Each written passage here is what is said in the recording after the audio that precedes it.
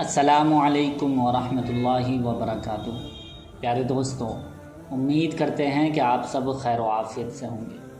پیارے دوستو، آج میں آپ کی خدمت میں ایک ایسا وظیفہ لے کر حاضر ہوا ہوں، ایک ایسا عمل لے کر حاضر ہوا ہوں کہ جس کے کرنے سے انشاءاللہ آپ کی مشکلات حل ہو جائیں گی، تمام پریشانیاں دور ہو جائیں گی، تمام بگڑے ہوئے کام بن جائیں گے۔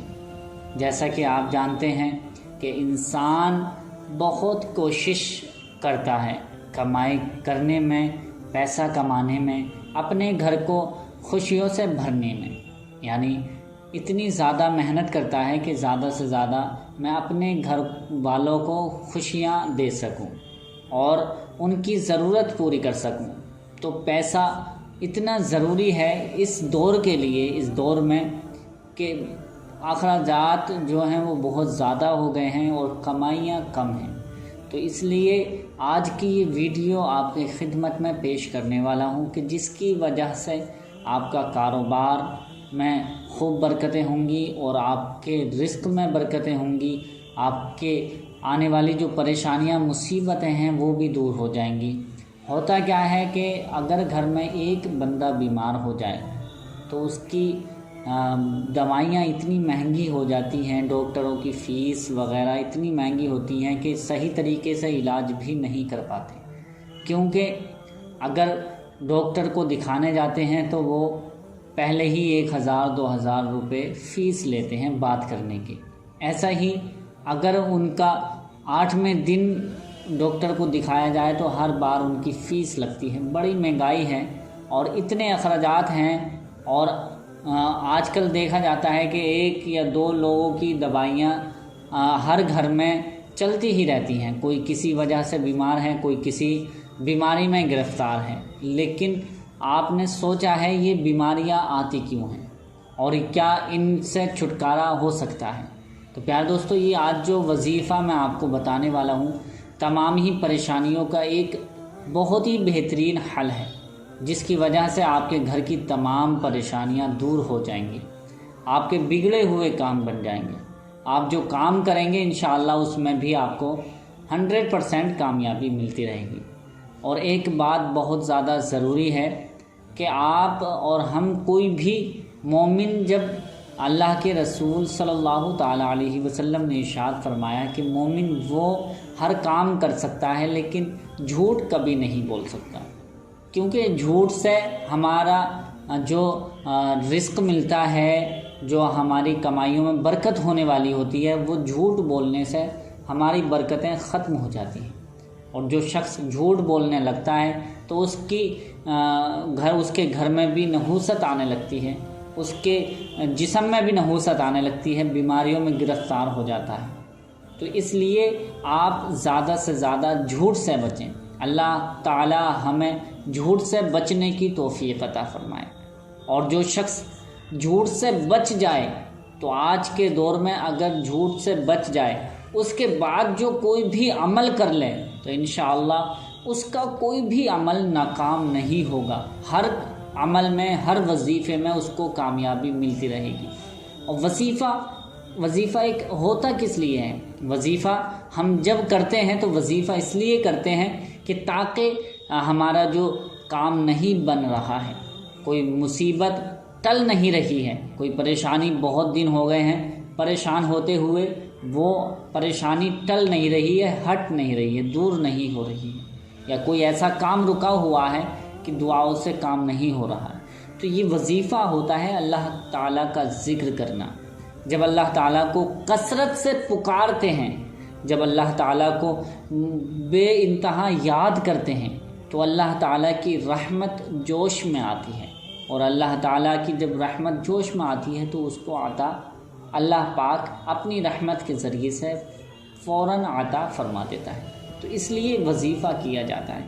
لیکن ہم سوچتے ہیں، اور بہت سے لوگ، بہت سے بھائی بہن یہ بھی کہتے ہیں کہ ہم وظیفے کرتے ہیں لیکن کوئی اثر نہیں ہوتا ہے، کوئی کام وظیفہ کرتا ہی نہیں ہے، اور اگر وظیفہ کرنے بھی بیٹھ جائیں تو الٹا ہو جاتا ہے۔ یہ بہت سے میسیجز میرے پاس آتے ہیں، اور بارہا میں ان باتوں کو سنتا ہوں کہ ہم نے یہ وظیفہ کیا، اس میں ہمیں کامیابی نہیں ملی۔ تو پیارے دوستو، سب سے زیادہ ضروری ہے کہ آپ نماز پڑھیں۔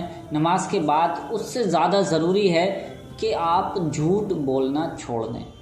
جب آپ جھوٹ بولنا چھوڑ دیں گے تو آپ کی زبان میں تاثیر آ جائے گی، یعنی جو بھی آپ اللہ تعالیٰ کا ذکر کریں گے اس میں آپ کو 100% کامیابی ضرور مل جائے گی۔ تو آپ سے گزارش کرتے ہیں کہ آج ہی توبہ کر لیں، جھوٹ نہ بولیں گے انشاءاللہ، اور نماز کی پابندی کریں گے۔ تو آئیے یہ وظیفہ کس طرح سے پڑھنا ہے، کیسے پڑھنا ہے، یہ ساری جانکاری ہم جان لیتے ہیں۔ آپ سے گزارش کرتے ہیں کہ آپ نے ابھی تک ہمارے چینل کو سبسکرائب نہیں کیا ہے تو چینل کو ضرور سبسکرائب کر لیجئے۔ ہماری اچھی سے اچھی نالج والی ویڈیو دیکھنے کے لیے چینل کو ضرور سبسکرائب کر لیجئے، اور ویڈیو کو زیادہ سے زیادہ لائک کر کے شیئر ضرور کر دیں۔ پیارے دوستو، سب سے پہلے آپ کو یہ جاننا ہے کہ یہ وظیفہ آپ کس لیے کر رہے ہیں۔ آپ اپنے کاروبار کے لیے کر رہے ہیں، یا آپ اپنے کسی بگڑے ہوئے کام کے لیے کر رہے ہیں، یا آپ اپنے گھر میں کسی بیمار شخص کے لیے وظیفہ کر رہے ہیں۔ آپ کو پہلے ہی آپ کو یہ دل میں دماغ میں بیٹھانا ہے۔ اس کے بعد آپ کو کرنا کیا ہے، سب سے پہلے آپ کو وضو کرنا ہے۔ وضو کرنے کے بعد آپ بیٹھ جائیں کسی بھی جگہ، اپنے گھر میں ہی آپ کو یہ وظیفہ کرنا ہے۔ بیٹھنے کے بعد آپ کم سے کم 11 مرتبہ درود ابراہیمی آپ کو پڑھنی ہے۔ 11 مرتبہ 11 ٹائمز آپ کو درود پاک پڑھنی ہے۔ درود ابراہیمی بہتر ہے۔ اگر یہ درود ابراہیمی آپ کو یاد نہیں ہے تو جو بھی درود پاک آپ کو یاد ہے وہ درود پاک آپ 11 مرتبہ پڑھ لیجئے۔ جیسے ہی 11 مرتبہ درود پاک آپ پڑھیں گے، اس کے بعد آپ کو 21 مرتبہ 21 ٹائمز 21 بار آپ کو سورہ فاتحہ پڑھنی ہے۔ سورہ فاتحہ کیا ہے میں سنا دیتا ہوں، آپ جانتے ہیں، جس کو الحمد شریف بھی کہا جاتا ہے۔